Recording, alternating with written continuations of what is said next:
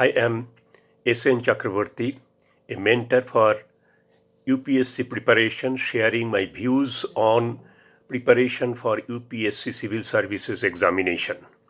In my assessment, any intelligent and hardworking persons, of course, if eligible to appear in the examination, can become a civil servant of India.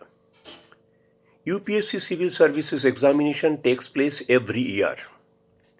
It has 3 levels: preliminary examinations, then the mains examinations, and finally interview or personality test.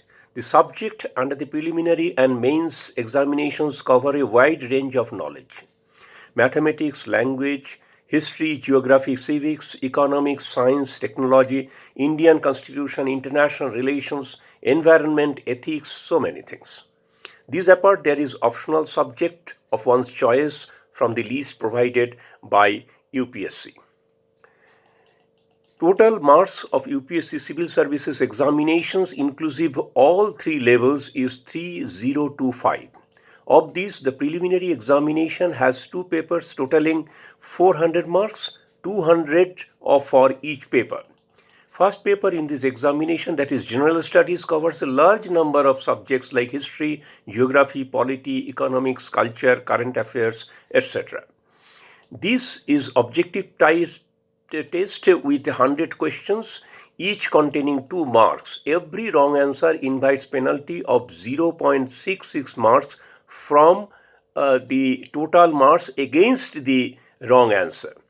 In other words, for every 3 incorrect answers, 2 marks are deducted from the score. There is no deduction for the blank answers. Once a candidate is on or above the cutoff mark in this paper, she or he qualifies for the mains. Cutoff mark, however, varies from year to year based on the performance of the candidate in a particular year's examination. The second paper is called CSAT, or Civil Services Aptitude Test. CSAT comprises comprehension, basic numeracy, logical reasoning, problem solving, etc. Its question pattern is changing regularly, making it also a difficult paper. For this paper, one requires only the qualifying mark or minimum 33%. To qualify for the mains examination, a candidate will have to clear both paper 1 and 2. The mains examination has 9 papers and total mark is 2625. There are 2 language papers in the mains examinations with 300 marks each, or 600 marks in total. Language papers requires only qualifying marks, which is 33%, and marks in these papers are not included in the total marks of the mains examinations. Remaining 7 papers are very crucial to clear the mains and qualify for the interview. These papers together contain 1750 marks. It has 4 general studies paper. Each paper is of 250 marks. That means 1000 marks in total. There is optional paper with 2 papers of 250 marks each, which means 500 marks, and then essay paper is of 250 marks. One important paper in this section is, of course, essay writing. 2 essays are to be written of around 1200 words each. 2 types of topics are included: philosophical and thematic. Writing of quality essay needs very good knowledge, skill, and speed. Some of the general studies papers, specifically GS papers 1 and 2, combine more than one subject. General studies paper 2 is known as polity papers, containing 5 interlinked subjects, which are governance, constitution, polity, social justice, and international relations. General studies paper 4 is on ethics. Each paper of an optional subject has 2 sections. Since syllabus of the optional paper is vast and select reading is difficult here, each section of a paper indeed becomes almost equivalent to one full paper. Of the 2 languages papers, one is English, which is compulsory for the and for the Indian language paper, the candidate can choose one language from the list of the 8th schedule of the Constitution. Indian language paper, however, is not compulsory for the states in the northeast except Assam and Tripura. Finally, there is interview or personality test of 275 marks. Now, how many attempts one can give? One is eligible to appear in the examinations after appearing in the final year graduation examination in any discipline on attainment of 21 years of age, and he or she must be an Indian citizen. There are some special provisions made for permanent settlers from some neighboring countries, and the candidates from the general category can give maximum 6 attempts till 32 years of age. Candidate from the OBC has a limit of 9 attempts and age bar is 35 years. For SC and ST candidate has no limit till 37 years of age. These aside, there are exemptions for defense personnel and physically handicapped person. One needs to remember that at the outset that it is not the content of syllabus that makes the examination tough, but the nature of competition. And that competition is among the aspirants. Approximately 5 lakh bright candidates from across the country try for somewhere between 800 and 900 positions every year. While this is fact, there are a large number of aspirants who exhaust all attempts and overshot the age limit without success, but there are also dozens of candidates who crack the examination in first or second attempts, and that has to be kept in mind. Also to take note that finally every year 8 to 900 aspirants make it a success. Some of them may be the first generation learners of family or a community. More so, neither all the successful candidates come with extraordinary academic background, nor do they necessarily belong to financially secured or stable families. If others can, then why not you? Before going to that question, let us have a broad look at the chances of getting selected in UPSC Civil Services Examination. This may not be a foolproof estimation, yet in broader sense, around 5 lakh candidates appear in the preliminary examination every year. This means that the chances of one's selection is approximately just 0.002%. That means less than thousands out of 5 lakh candidates. Out of the total number of candidates appear in the preliminary examinations, maximum 10 to 12,000 candidates are selected for the mains examinations. This number varies from year to year depending upon the number of vacancies declared by UPSC. This means approximately 0.02%, or 10,000 out of 5 lakh candidates are selected for the mains examination.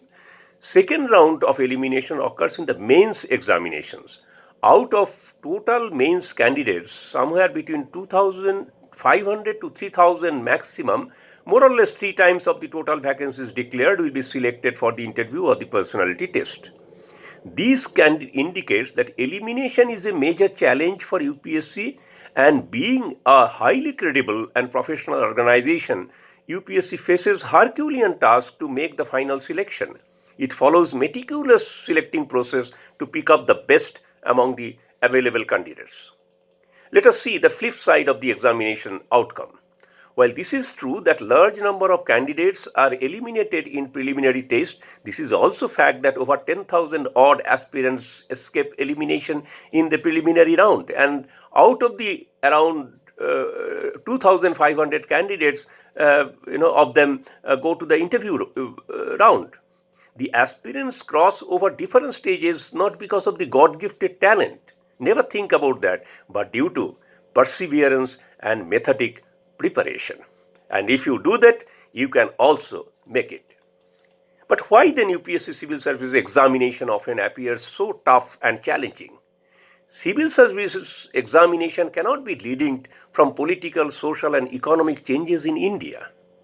As the political system faces new challenges, social conditions become more complex as the country opts for worldwide trade and commerce, as the country enters into the era of digitization and artificial intelligence, and as the international relations go into more contesting areas every day, the role of bureaucracy of India also changes radically. As the prime recruitment institution of the country, the Union Public Service Commission is naturally responsible to select such civil servants who can carry forward the nation's dreams successfully and optimally. For this reason, an aspirant is tested on a wide range of skills like reading, writing, time management, comprehension, aptitude, logical reasoning, language, personality test. One needs to have reasonable command over all these areas, or to say a rounded personality to cross over to the other side. This means that an aspirant must build up a relevant information stock, acquire knowledge and competence systematically and steadily to become a potential competitor. Since time is less and the task is enormous, everything has to be done not only faster, following pre-planned schedule, but also with due precision. One may not need advanced level of expertise and knowledge in every subject matter. At the same time, one has to cover all subjects reasonably well with fair idea and deeper clarity. UPSC is certainly not looking for subject experts, but persons having precise knowledge on multiple subjects. That is what UPSC looks for. In addition, one must have skill and competence to present ideas precisely in minimum words. This needs good command over language and presentation skill. In this context, one thing needs mentioning, and that is UPSC rarely goes out of the syllabus to frame examination questions. This is a wrong idea. Instead, what it does is it expands the scope and meaning of the topics in the syllabus. A scrutiny of the UPSC questions from preliminary to the mains examinations in various years would reveal how different ways the syllabus can be analyzed and interpreted, and how different ways a subject matter or a topic can be studied. Therefore, neither less nor limited reading helps, not do over reading. What is important is to have an analytical mind and skill along with good clarity over a subject matter. This must be accepted that more capable and confident candidates are now appearing in the UPSC Civil Services Examination. These young aspirants are well informed and ostensibly capable. Thanks to ICT and digitization, the information on every discipline of knowledge is now in the person's palm top. This may be one reason for UPSC too to make changes in both the questions and testing pattern at regular intervals. Understanding the competition level and also the nature of competition is therefore very important. So while preparing for UPSC Civil Service Examination, one needs advanced level of understanding about what is actually expected from an aspirant. When someone participates in this examination on someone's request or because many friends are preparing, then complete involvement does not really happen. It is to be one's personal choice. It has to be personal decision to appear in this examination. This is important because as the days go by, the examination preparation will require intense involvement. One may have to sacrifice many of the activities that a person of that age group will otherwise prefer to enjoy or be associated with. That is why it is said that neither hard work alone will do, nor do overconfidence. One has to be methodic, focused, and capable of managing time well for preparation. One also needs to shed off negative thought like cracking the examination needs very good academic background or a degree in a good discipline. No, it is really not so. UPSC Civil Services Examination needs altogether a different kind of preparation.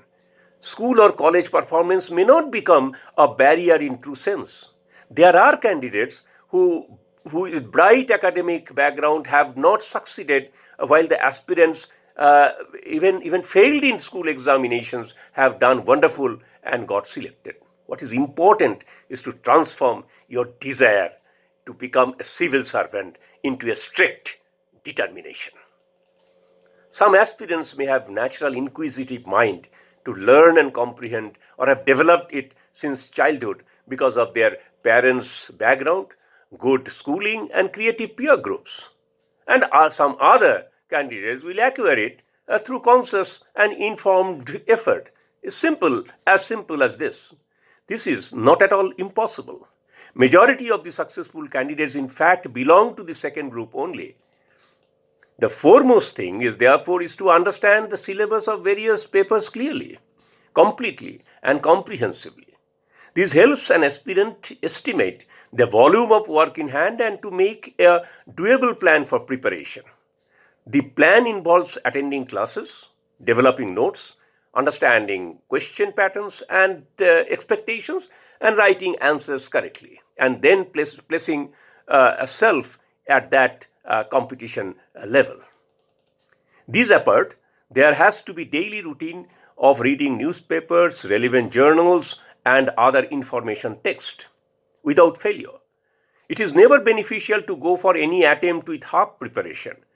One must not lose a single attempt unnecessarily. One's decision to appear in the civil service examination becomes final. It is better to begin the preparation without delay. Each day then becomes important. Preparation for this exam is not merely completion of the syllabus through reading, revision, and preparation of notes, but more importantly, to stay ahead in the competition. There is no doubt that UPSC Civil Service contains a vast syllabus and huge amount of information is necessary to prepare self to successfully cross over different phases.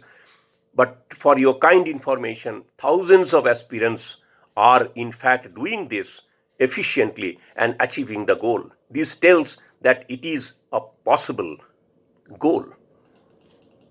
One round of reading all the preliminary and mains papers can be easily completed in a year long, in a year, along with attending classes whenever it is necessary. Problem comes when an aspirant only attend classes but keeps reading and preparation of notes pending and wastes time on avoidable issues. Analyzing the question pattern of different papers is important. Try to understand how the question patterns are changing and accordingly how their answers have to be framed. Rote learning does not help in UPSC services examination at all. It requires analytical and critical learning. This means reading between the lines. This means understanding the meanings and applications of relevant words, terminologies, and concepts. UPSC examination is in ultimate sense a personal plan. Every candidate's strength and weakness is different. Similarly, one's areas of deficiency do not match with others. Preparation plan therefore has to be customized according to the specific needs of an aspirant. At the same time, self-study may not be a good idea always. It does not suit everybody. It is time-consuming and may not be very productive for all aspirants. Better to undertake coaching. But of course, very selectively. One has to decide what kind of classes is necessary to get better idea about the subject and where from to do that. One needs to remember that these classes are not similar to the classes in degree course or in a college. Merely taking notes and dumping them may not help here. One has to check regularly from the day one of the classes start and in a center whether teaching helps to write correct and strong answers or not. Not only cost is involved in attending classes, but it also keeps one occupied for several months. Since time management is very important, hence one need to be careful in selecting an institute for classes. If knowledge and clarity on the subject do not improve through classes, then one may face problem in writing correct answers at a later stage. More than the institute, therefore, one needs a learning ambience. More than class lecture, one needs good clarity of the subject matters. More than a teacher, one needs a good mentor. One needs environment of close and regular interactions with the mentors. Superficial advice or suggestion does not work here. Every aspirant's knowledge, skill, capability, strength, and weakness are different. Mentoring would mean nurturing in a way so that an aspirant overcomes the challenges. Similar decision is necessary for the test series or answer writing because quality feedback by the examiner on the test answers is necessary to improve the quality of the answers. Sometimes consultation with friends is more fruitful than the parents on this matter. One needs some good and serious friends to get inputs and also to share knowledge for mutual development and building confidence. Right environment, needful information, and proper guidance are very crucial for focused preparation and competitive growth. If one pursues these tasks sincerely, I do not see there is any need to worry for good outcome. Believing in self is very, very important here. Hard work always pays back.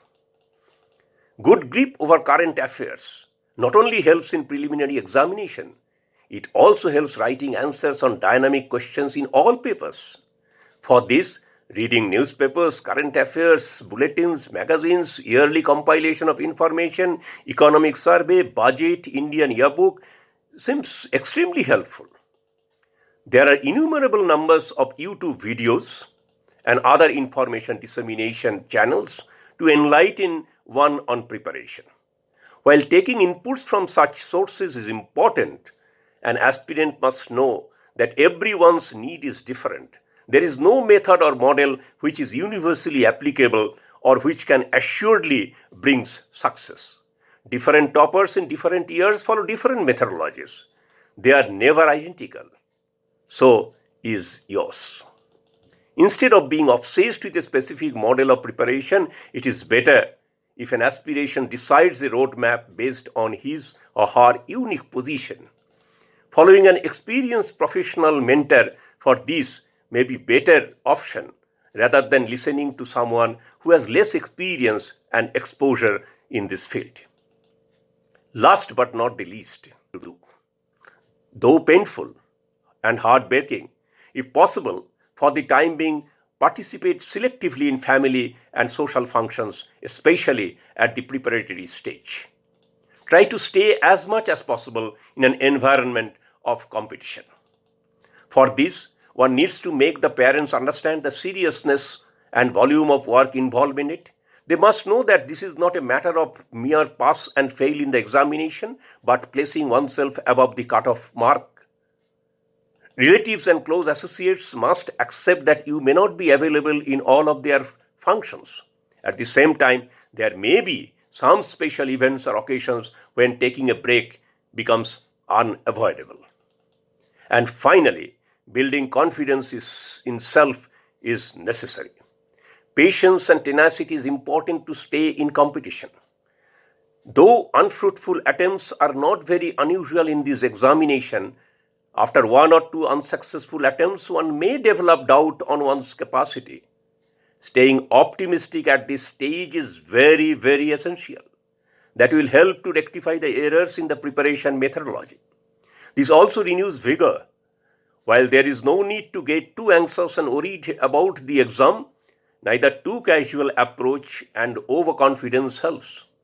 Keeping spirit high is vital to win the game here. As Vivekananda said, Uttishtata Jagrata Prappa Varana Nibodhata. Rise, awake, and stop not till the goal is reached. Thank you.